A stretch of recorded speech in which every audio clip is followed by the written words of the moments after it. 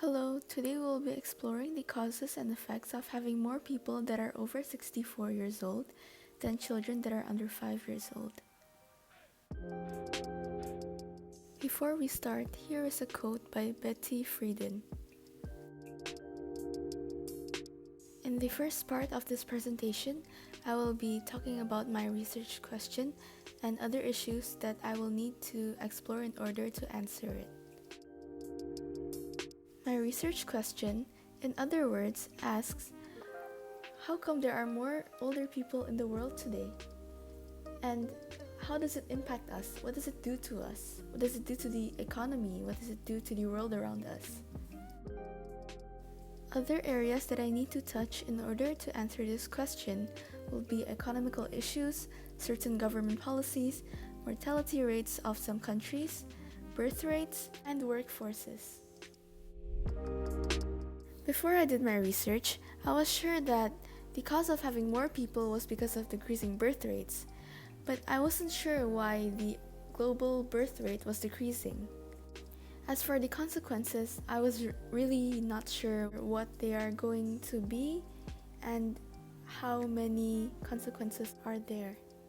And I wasn't sure if I supported this issue because I was torn between the fact that having more older people would mean that there's a higher chance of human extinction. But then again, if there's a lower birth rate, that means that the Earth has a lesser chance of being overpopulated or overcrowded. Finally, the truth is coming. What is the cause to this aging population? In recent years, the global average fertility rate has decreased by half compared to the one in 1950. As you can see in the chart, the global average fertility rate was 4.97, close to 5, while the global average fertility rate in 2005 to 2010 was 2.5, which is exactly half of 5. According to the internet, the global fertility rate in 2019 had become 2.4 per woman. There are many reasons why the fertility rates or birth rates are decreasing.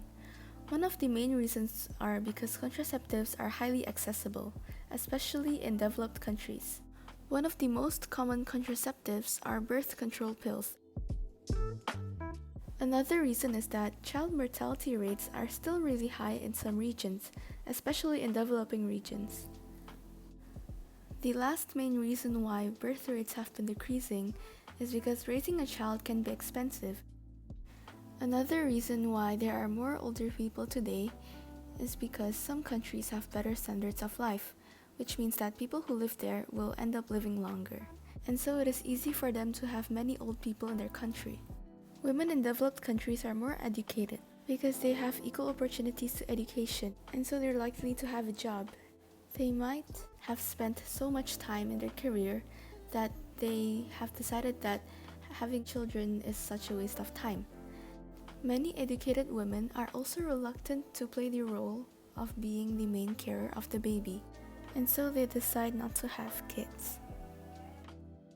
On the other hand, in poor countries such as Nigeria, the fertility rates are really high, at 7.2 births per woman.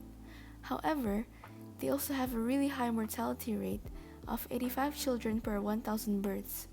Their high mortality rates are caused by the lack of access to resources that promote a suitable lifestyle, such as healthcare and proper housing. In conclusion, high fertility rates won't make a big effect if mortality rates are also high. Now let's dive into the consequences of the aging population. Most of the consequences I'll be talking about can impact the economy of a country. First, I'll start with the consequences which can affect the economy in a bad way. To begin with, the declining population of youths compared to elders would mean that there will be fewer people in the workforce in the future, and the economic productivity will begin to decrease. Next, countries that have healthcare and income support programs for older people find that the expenses of these programs have been increasing as the number of recipients and their age increases, that have resulted in the tightening of some national budgets. Moving on to consequences that give a bright positive effect.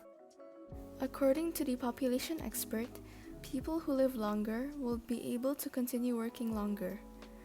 Others also believe that older workers can bring institutional knowledge and perspective, social maturity and stability, and can pass on critical business relationships to younger workers.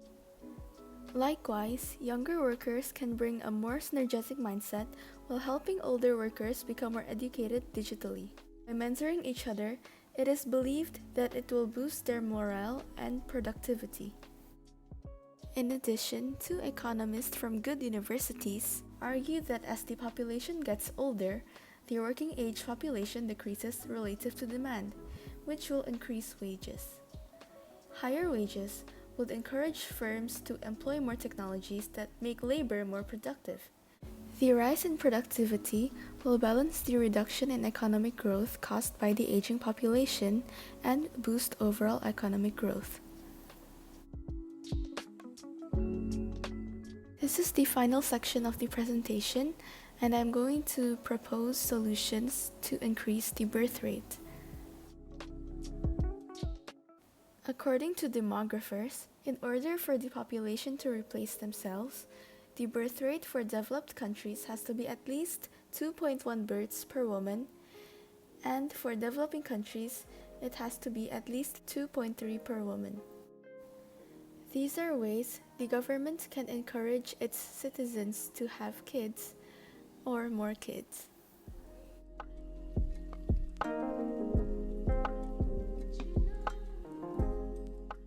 Now I am fully aware of many possible causes and consequences of this issue, and I have finally decided to categorize this issue as a bad issue.